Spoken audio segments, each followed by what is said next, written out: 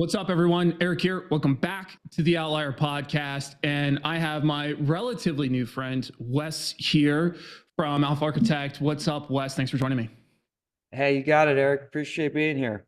So, obviously, I did a little bit of homework on your background, and I realized that you decided to be a gross overachiever, did an MBA, PhD. I'm just curious, how many letters do you have after your name at this point? Are we missing some?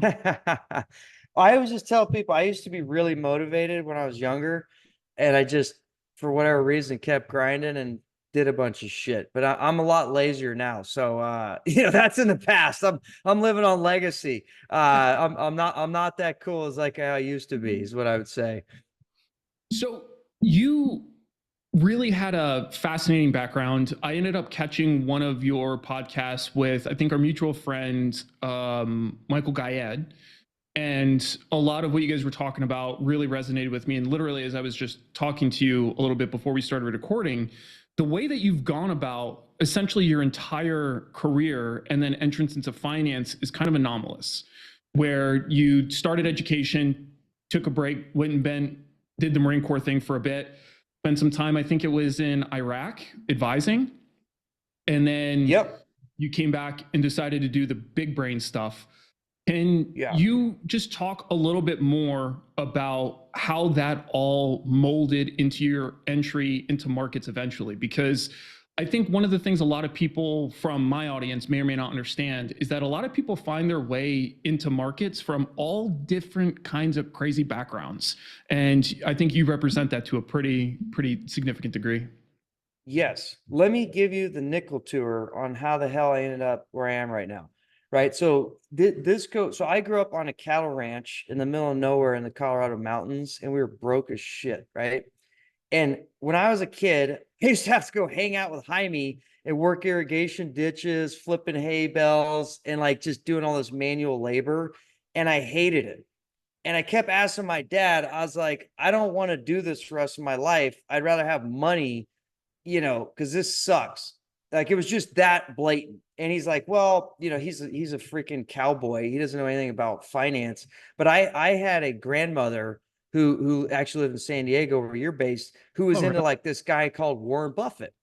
And my dad's like, hey, you should go talk to Grandma Jenny, because she's into investing and like knows all this stuff. So I talked to her, and she got me into the whole like Ben Graham, Warren Buffett thing. So I started literally when I was a kid, like, not 5 at that time, but probably like 10 or 12, where I was like, oh man, this is really cool. Like, you could take money and make more money, and I don't have to do any work. Duh. And so I just initially was purely financially motivated to not be broke. And it seemed like finance was like a good way to do that. Like, it just was that grotesque. I just wanted to get rich. And then what happened is I went to college, and I started, I was at this fancy undergrad business school. And I just started actually liking the topic, right? Like, I started getting obsessed with it. I read like every book, everything that I could even get my hands on related to investing. And it became like more like an intellectual obsession. Like, obviously I still wanted to get rich in the back of my head, but really it was just interesting. Right. And then what happened is I did really well in one of these classes, and the professor's like, hey, you should consider doing research, which was code word for, hey, be my data monkey programming bitch, and like, do all the nasty stuff, and then I'll put my name on it to look smart. But at the time, it sounded great. Professors asked me to do something, and in the end, it was great. But like, then I got my hands dirty in like the deep research, like programming, data stuff, and I just kept getting more and more interested in it as a topic. And then what happened is all the staff there, the professor said, hey, you should consider doing a PhD. And I was like, great. How does that work? They're like, well, apply to this place called University of Chicago. I was like, great. I'll never get in. They're like, we'll get you in, because it's a very like close hold deal. And all of them were Chicago PhDs. So then I got in a PhD program. And then, I spent 2 years there. And then I actually always wanted to do the service, but I couldn't get the timing right. So then I took a sabbatical to go join the Marines. Right. And I was in 04 to 08. And then I came back to finish my PhD 08 to 10. And I had to kind of like relearn finance, obviously. And then, then it was great. I was like, I'm like already like all in on finance. I still wanted to make money, but then I got a professor job, which I don't know if you know much about professor jobs, but it's not a real job, right? Your job is to get paid a lot of money to sit around and think about things, which is pretty awesome. And so that's what I did. And then simultaneous to that, like way back in the day, like this was probably, I don't even remember, 2009, 2010 timeframe. I was doing a blog. Like it used to be Blogger, Blogspot, some ghetto Google thing that I don't even know if it exists anymore. And like for whatever reason, this was again like there was like 5 blogs in the world back then, and no one was doing like geeky quant finance.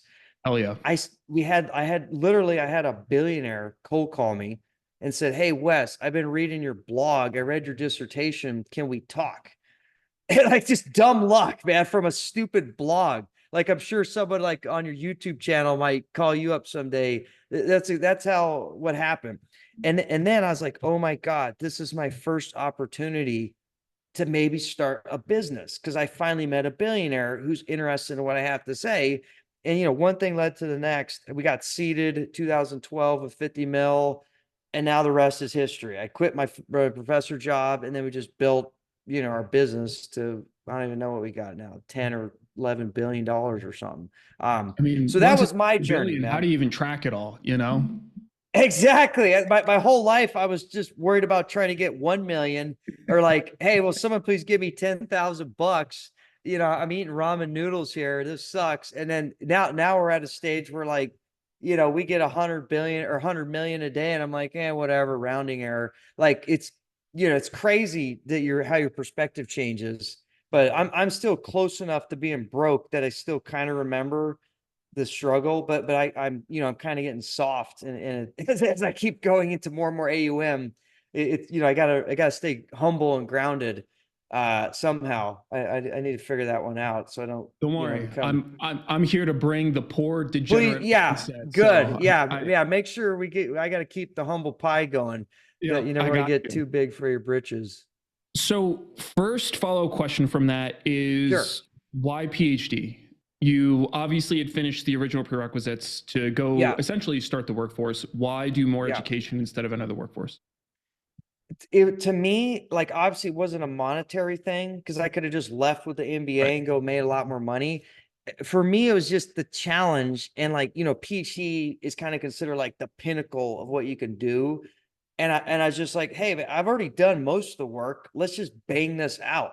And that's what I just thought. It's just like I just want to try to get the highest you can get in this world. And so that's what I just did that, and obviously that probably was a better financial decision in the long game, because obviously you know a lot more, you got a lot more credibility, but it's also a lot easier to like not be a slave student labor force for some professors when you're a PhD making 10 grand a year. Probably been smart to go make 150, 200K, in the short run, but the long game, I think it's worth it. Just Got it. go for it, which is why I did. I can't really justify it from a financial perspective. Makes total sense. Then the next thing you mentioned that I had written down as a question because I find it so fascinating. One of the things I find interesting about life is that a lot of times there is, to your point with your billionaire friend, a healthy dose of just pure dumb blind luck that tends Yeah. to coalesce with some sort of skill set that has you primed to take advantage of the opportunity. So Yeah. when that billionaire cold called you, what was your approach to take advantage of the opportunity? Because I feel like a lot of people, they might see those kinds of opportunities, but either get frozen Yeah. and not do something about it, fuck it up and not take advantage of it the right way. What did you do? Yeah. So again, going back to the luck component. So this was right after '08, right? So what had happened after '08 is that everyone got smoked out and no one believed in the unicorn anymore, right? Like all the hedge funds, all the fancy stuff got vetted as saying like, wait a second, all you hedge fund people that were paying all this money to that were supposed to protect my money, you actually are down 30%. And the market's down 50, but you're not supposed to be down any percent. And then not only that, but you probably don't know this, but possession's 9/10 the law. So in those partnerships, what happens is during stress, you say, I want my money. and they say, you know what, just joking, we're going to gate the fund, for fiduciary obligations, we can't give you your money. And you're like, well, I want my money. And so you start, like, 2008 was like a great wake up call to the world that paying too much on fees, not having control of your money, paying too much in taxes is a way of the dodo bird. There's got to be a better way. So I was coming in right after that, where said billionaire basically was tired of dealing with Wall Street and started reading blogs. And he finds this idiot called Wes Gray with his PhD. He's innocent enough, and he's not poisoned by the culture of Wall Street, right? So he reaches out and he's like, listen, man, I read all your stuff. I love your background. We need help to transition our family's business from these overpriced hedge funds to transparent, scalable, low cost, like factor index type strategies. And obviously I'm a quant by background, and this is all I think about and all I do. So that luck of just, I happen to have that quant skill set, and a billionaire guy just got smoked out by all the hedge fund idiots. And he's like, I want your skill set. I mean, it was just easy, right? And then I was just, at the time, this is what I always wanted to do, is start my own business. But as you know, in asset management, you need a lot of money to start the business, because no one wants to invest with someone that has $10. It was perfect. So it was just, I was ready, going there. So yeah, and then I'll give you another one, which is, because that one I kind of was waiting for. I had a quick question on that one though. Sure. Yeah. Did you said it was easy? Did you, when you started going down that path, were you like super confident? I know exactly what I'm going to do. I know this is how it's going to work out, and you executed a plan? Or was it a kind of building the plane as it's flying kind of scenario? That one, because I'd been obsessed with what I was going to do ever since I could even think about it. In my head, I knew exactly what I was going to do, but it's more about dragging the client along, right? So we actually, that was 2010. And actually, we didn't get seated till 2012, because the other thing I ran into is the dad of the family, who's not technically in control for tax reasons, but how, if dad made all the money, he's kind of actually in control. They just got out of the seeding business. They're like, they're just like, we just got smoked by all these hedge funds that we would give them money, and then we get a piece of their business. We're not doing that ever again. And so while I was coming in with the exact sort of capabilities, they also said, we're not seeding a new fund operation ever again.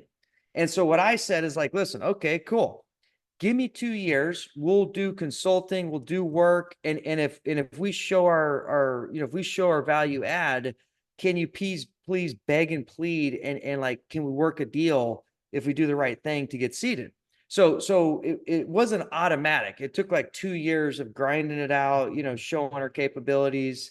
And I knew exactly what I wanted to do. I wanted to get seated, and I wanted to get track records in our strategies as soon as possible. But you can only move as fast as the billionaire's going to move, right? So all that stuff was premeditated murder, and I was just waiting for the opportunity. But let me give you another example that's wasn't like that. So, and now where I am right now, where we run this massive infrastructure business. How the hell does a quant finance PhD end up being a used car salesman for like infrastructure? That makes no damn sense. And now this business is way bigger than our other business. Well, what happened here is, and this is again just dumb luck. Like, we're doing Alpha Architect. We're launching our own ETFs, and I'm Marine. One of my business partners is Marine. As you know, it's all about do more with less. We don't need big army. We'll go figure out this stuff on our own. And so that culture kind of like was with us. So being idiots, we said, oh, we'll just DIY all this ETF infrastructure. And, which obviously looking back was idiotic, but at the time, when you don't know what you don't know, you just figure it out. And so, we did that for 10 years. And then, 5 years ago, a gal hit us up. She's like, why don't you guys let other people use your infrastructure? Because you guys do it so much more efficiently and cheaper than everyone else in the public market. It would be really nice if you'd like rent your infrastructure to me. And we're like, we're not going to do that. We don't do like monkey work. We're portfolio managers, and we only do like the good stuff, right? The rock star job. She's like, but you guys would be really good at this. And then, anyways, long story short, we finally said, okay, fine, we'll do it. Like, not because we wanted to. Like, who wants to be the garbage man for someone else? And that lucky decision, not even planning on being in this business, kind of just being nice to a friend, that ended up being an explosive business opportunity where when we just took our cost center, turn it into a business, and now everyone in the world wants to start an ETF and everyone in the world wants to do it low cost, easy, and transparently. Like, we created this monster, and I was never even close to being in the business plan. I mean, it's crazy. Like, I would never in a million years have thought about I'd be in this business. And now this business, like I said, makes more money, is a bigger business than the asset management business ever thought of being. These things happen in life. Well, I find they happen, but it takes a certain temperament for it to happen, right? Like, there's, even to your point, at first you were resistant to the idea, but then you turn around and you're like, yeah, sure, we'll give it a shot, right? Even the fact that you gave me that first phone call we had, right? Like, you chose to just give me a shot to talk to you. I find that people that tend to have that, why not? What's it going to hurt? Like, just give it a shot, tend to have interesting results, because sooner or later, I feel like that's what it takes to start seeing some forward progress. Now, going back to your first fund, you had talked about this strategy that you built and that essentially you were waiting for a chance to deploy it. How did you build that strategy? Yeah. So this is a really long story. I'll try to make it quick. So make it as long as you want. Yeah. Going way back in the day. So just because everyone has their start in their world and that shapes the rest of their investment experience, right? So my first real investing was in like 98, 99 when there was an internet bubble, which was really weird because there's so much deja vu I get in today's market where all these tech stocks are going crazy. Like, it's insane. And like all the value kind of boring stuff is like, that'll never work. They're never going to have a business. It was literally the same story in 98, 99. And I just happened to be I was trained because it was my only training in Warren Buffett value investing. So obviously when I got started, I was like, God, am I just an idiot? Because like, I'm not making any money, and everyone, all these other idiots gambling on tech stocks are making 1,000% a year. But because I hadn't had enough time to change my mind, I got lucky, because you probably recall, like in 99, the NASDAQ triple Q went down 80% or whatever it was, or maybe it was 90%. I can't even remember. It was insane. And value stocks made money. And I was like, damn. And I was stock picking. I thought I was going to be Warren Buffett. I didn't even know what a computer was for doing this stuff, right? Anyways, so I started off as a fundamental fuddy-duddy value investing, loser type guy, like what most people consider a loser. So that was my original training. And then just over time, I was interested in scalability, making it easier. So naturally you gravitate towards like, well, can we do this with a computer? It seems a lot more efficient. And so I'd always tried to systemize the value philosophy with a machine, because it's a pain in the ass to read 10Ks and like call people up. It's just annoying. And then like in my grad school during PhD, kind of one of the things I kind of proved to myself is that yes, a computer can, for all intents and purposes, replicate, 95% of what the people can do anyways. And so I kind of just, there's more to the story, but I just totally threw stock picking, with my brain in the trash can, and I just became a quant. If I can't code it up, can't put it in a system with rules, I ain't doing it. And so, and so I just had cooked these different strategies up. And another interesting story, which is a bad story in the end, is right when I got out of service, my original attempt is I launched a hedge fund. I launched it in September 08, which is literally the pinnacle. Exactly. Perfect timing, just bad luck in this case.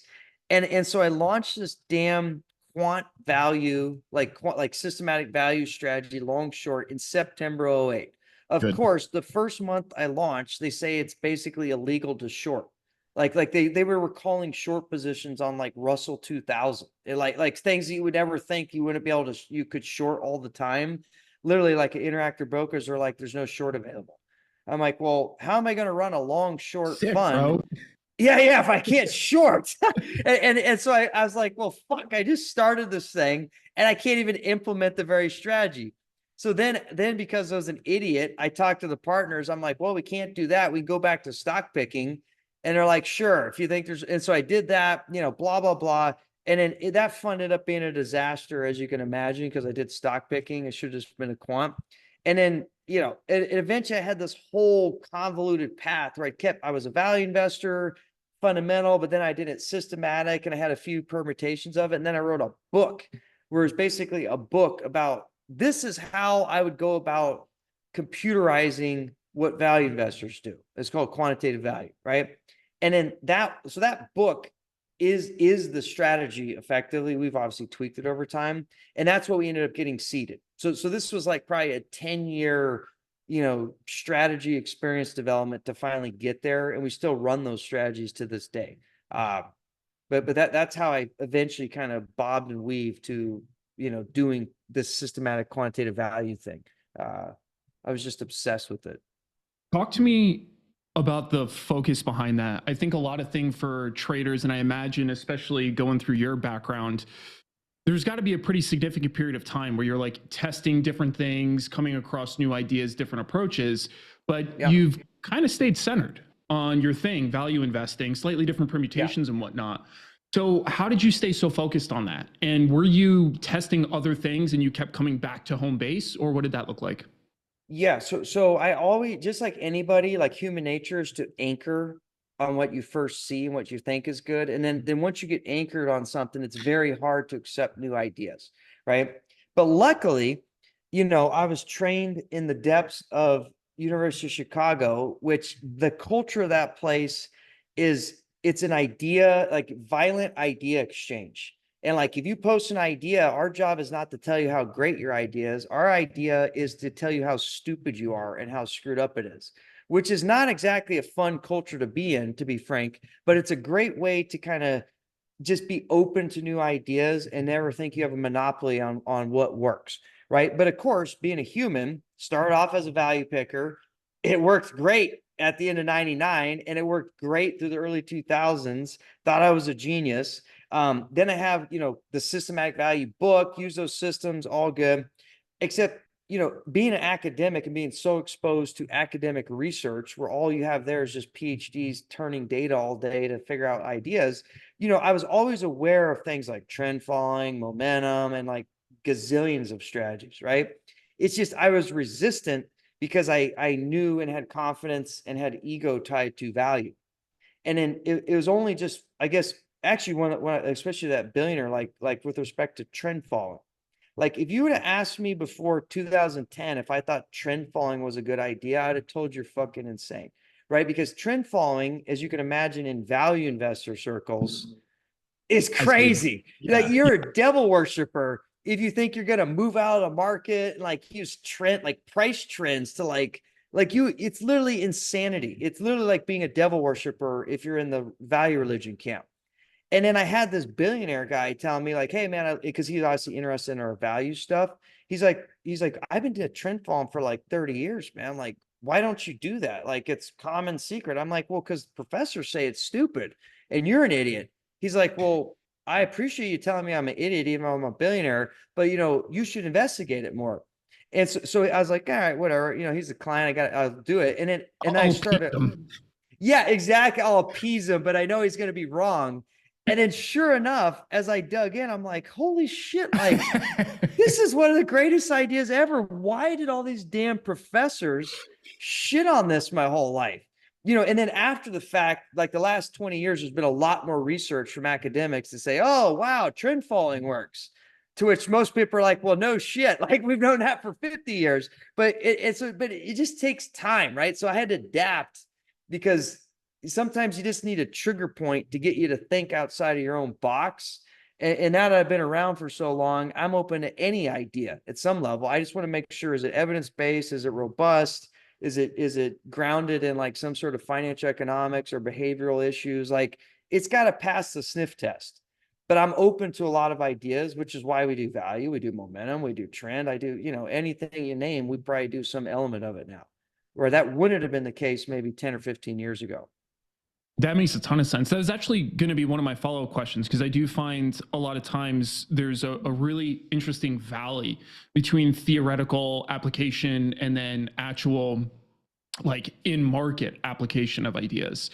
Yes. And to me, that's actually been one of the benefits of being a retail trader, is you do have the luxury of looking at something and saying, I like this or don't like this, throw this out, try something new. And I mean, Yep. you obviously, you're super smart. I know I'm an idiot, so I don't trust any of my own ideas. I'm not really set Yeah. on anything. I am very receptive. Now, Yep. one of the follow-ups to that, though, is when you look across your time in academia compared to, like, practically interacting with markets, Hmm. what are some of the largest disparities you see in terms of truths held in academia that does not cross over into markets? Yeah. So the good thing about academia is there's not like a financial incentive per se, right? It's an idea place. But obviously, if you're just an idea place slash ivory tower, you think about ideas, but you obviously don't really consider like the practicalities of these ideas, right? So I really loved academics because it teach you how to be like a researcher and try your best to use like the scientific method, in theory, come up with a theory, and then you have different hypotheses, you use data to test hypotheses to validate it, blah blah blah. And it doesn't work like that perfectly, but at least you don't have the financial incentive of like selling someone a product or selling someone a back test so they give you money to make money on, right? So I like the purity of it. But of course, that's nice from an ideas generation component. But then we need to also consider, to your point, well, that's great, Mr. Ivory Tower, but you can't do that because you can't short, you can't use the margin, you can't trade penny stocks with $1 billion without moving the stock, whatever, right? So obviously, the practitioners are very good at understanding the nuance of implementation.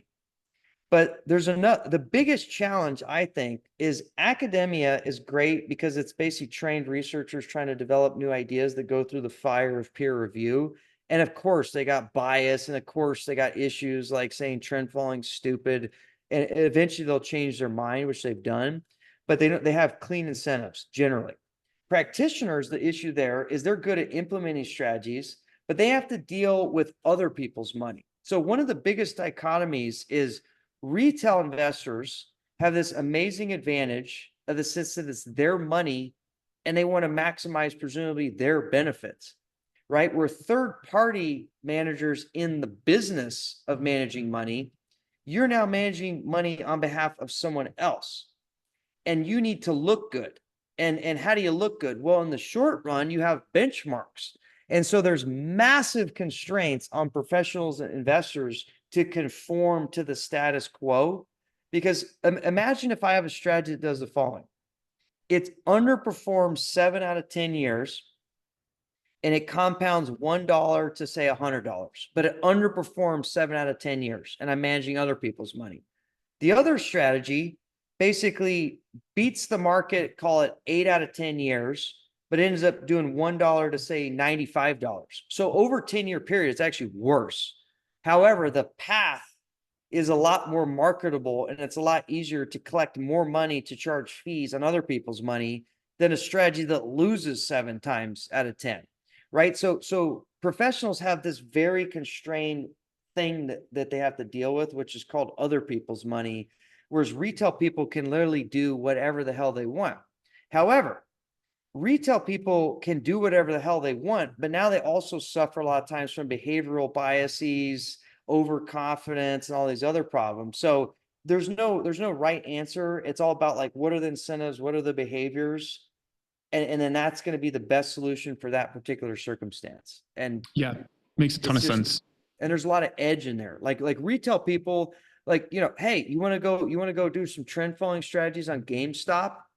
I think that's a great strategy. Same thing like crypto. Like if I didn't have so much compliance and I could go do like a 3-month trend following strategy on crypto, I'd be doing that all day long.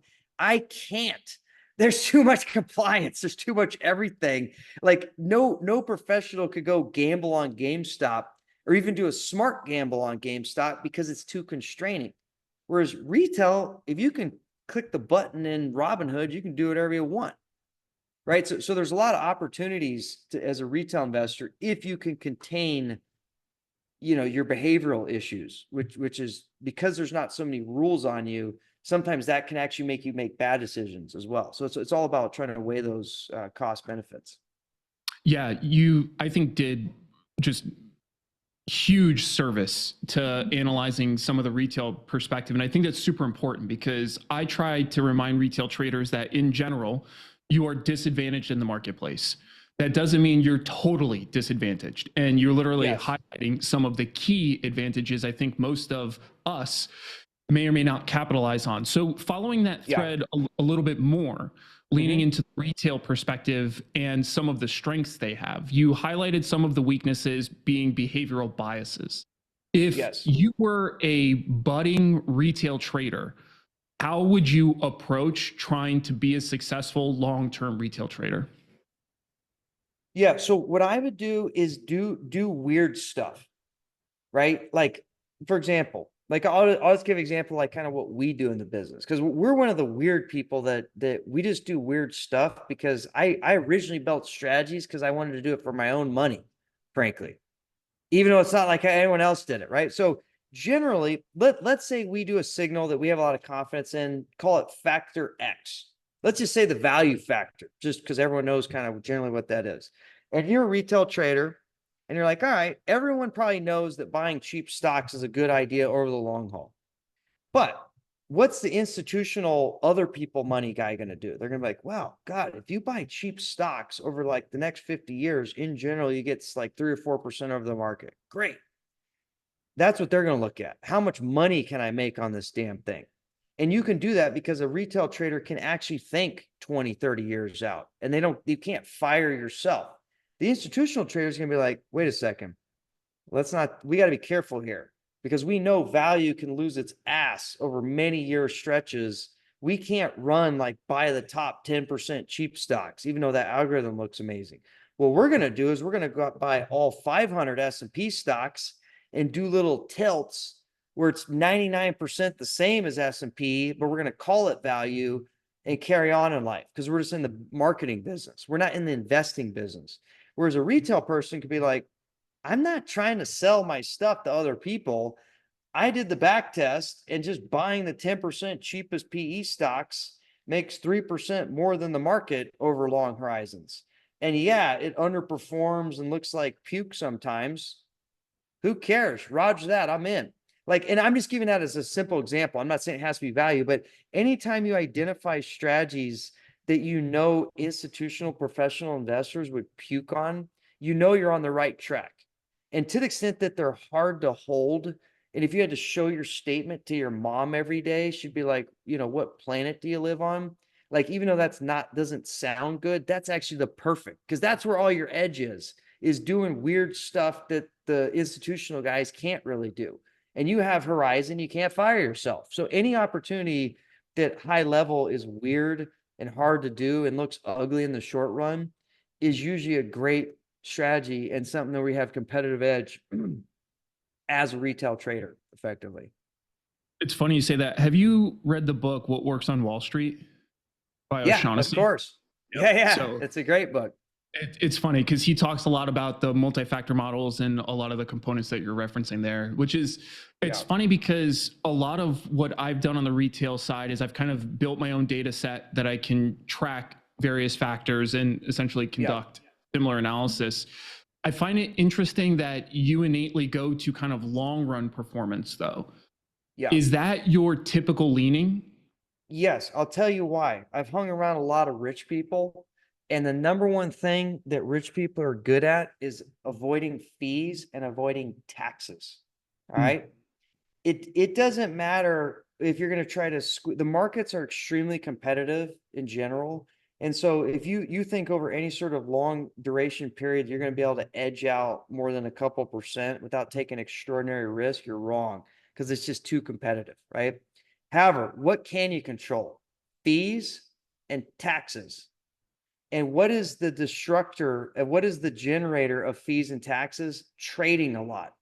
So necessarily, you have a huge disadvantage as a retail investor unless you don't have any money, because you're going to have high marginal tax rates and you're usually going to have high frictional costs compared to like how the cost for me to trade. And so you have to, in general, if you want to compound and you're not, it's just the math, right? You like, let's say your compounding rate is 10%.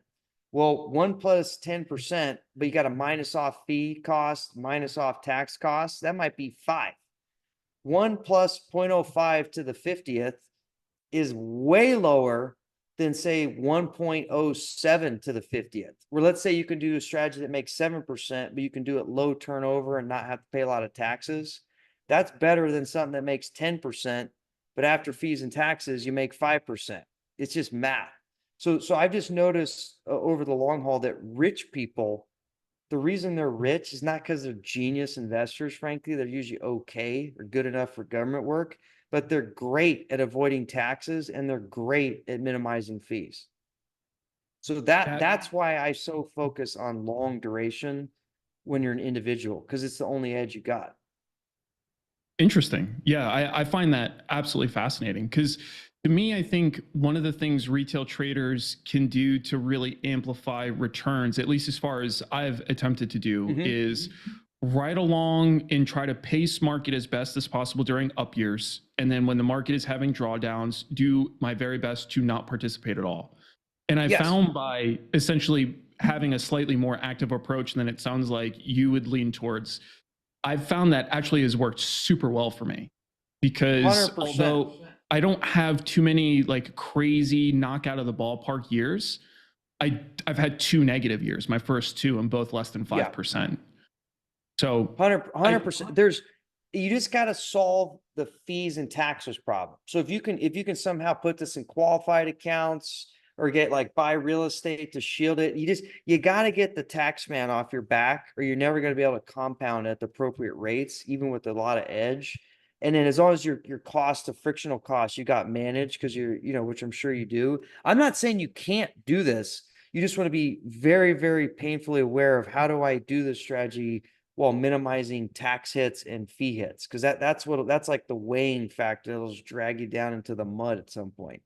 Well, and I also think that's one of the things that retail traders in general, they don't really acknowledge, because especially with the decline of commissions, right? Yeah. I think retail traders still don't understand all of the friction in each of their transactions, especially now that it's essentially hidden and it's behind the back via payment for order flow and stuff like that. They're not seeing it up front. So I agree.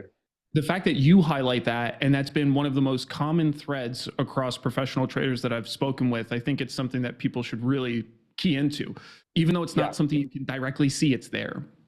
Yeah. So, but going to your point, like you're basically outlining a trend following strategy. Trend following is actually the ultimate strategy that institutions and professionals will generally avoid. Because as you probably know, like most trend strategies over the long haul give you the same performance with half the drawdown, just generically. The problem is you get whipsawed a lot, which is not a big deal. Like if you're a trend follower, that's trend following. You're going to lose probably 6 or 7 out of 10, but that's not the point. The point is I participate most of the time and win, and I avoid the big drawdown. But can you imagine, and unfortunately I've lived this, but you can imagine being a professional managing other people's money and you're trend following and like the market goes ripping and you're flat. Like you need a full cycle to actually see if it's actually working for you. And it's just, that's a strategy just generically that fits in that mold of extremely painful to do. And it looks weird in the short run. And most professionals just can't do it. So I mean, I think that's a retail haven. Now you just got to manage the taxes and the fees and you got to humdinger. I'm all in on that. That's a great idea.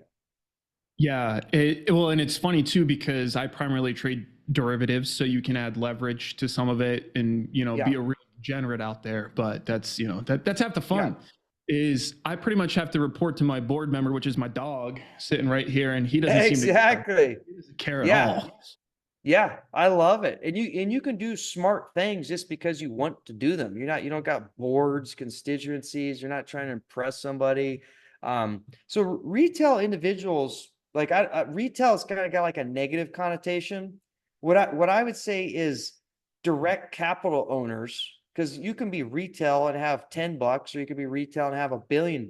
Like I know guys that have $1 billion that don't have any advisors. They just trade their money and they're retail, It's really just, do you care about maximizing your own wealth and then managing your own behavioral issues, or are you managing other people's money, which means you got a whole nother set of incentives. And then just those different groups have different ways of going about it. But retail is not necessarily bad or good. It's just a different incentive structure that you're dealing with, which has Yeah. advantages and disadvantages. Yep.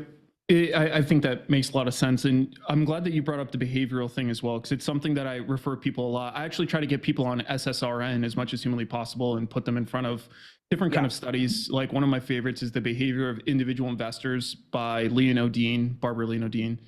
Yep. And it talks about a lot of retail trader tendencies. Because to your point, I think the autonomy is good, but it's almost like when you give some people too much autonomy, they don't know what to do with it. And then they try a strategy for 2 weeks, it's a good path. So now they think they have it cracked, and there's bad path, and now they abandon it, and so on and so forth. So Yeah. that's actually something I'd love to follow up with you on sometime a little bit more about regulating more of the behavioral side of trading for retail investors. I think that would be super, super fun. But we are at time, Wes, and I am committed to getting you out of here on time to enjoy the rest of your day. I genuinely value you coming to hang out for a little bit. Obviously, I feel an immediate sense of camaraderie with you. So thanks for kicking it for a little bit. If people want to get a hold of you, or do you want them to pop over to your Twitter page or X or whatever I'm supposed to Yeah, call it? Or is usually, there? Alpha, I still call it Twitter too. Yeah, I'm Yeah, just Alpha Architect on Twitter. I'll throw a link in. Yeah, it just, our website's Alpha Architect. We post blog posts and do all kinds of research ideas that you could try to actually implement a lot. Like we're always posting up new ideas. We don't do them all. I'm sure some of these blogs, if someone had the time, they could code it up and start trading on it, probably make some money. So yeah, I appreciate what you're doing too. Like it's very important that retail and individual investors just get it straight and don't get told that like money grows on trees. It's so easy. That's just the worst situation. And getting rich quick is never going to happen reliably. So people like you that kind of like say, hey, you got to be honest with it, do the right thing, work hard, all that. I think that's a very important message for the investing public. Yeah, I appreciate that. I always think of it as the trader's paradox, because pretty much all traders I know, we start trading in the attempt to make money fast. And this is like one of the worst possible places to try to do it. It's literally a paradox. It's the funniest thing. And the best part about it is everybody that I meet that's super successful in the business, they're all super fucking hardworking. Go figure. So yeah. That's how it works, man. That seems to be the case in every business. Like if it was so easy, everyone would do it and everyone would get rich. But unfortunately, to make money, you can always get lucky. But in general, you just got to work hard and add value, and it's just unfortunately part of the deal. That's it, man. Heads down, get to work, everybody. So thanks for hanging out to the end, and we'll see you guys on the next one.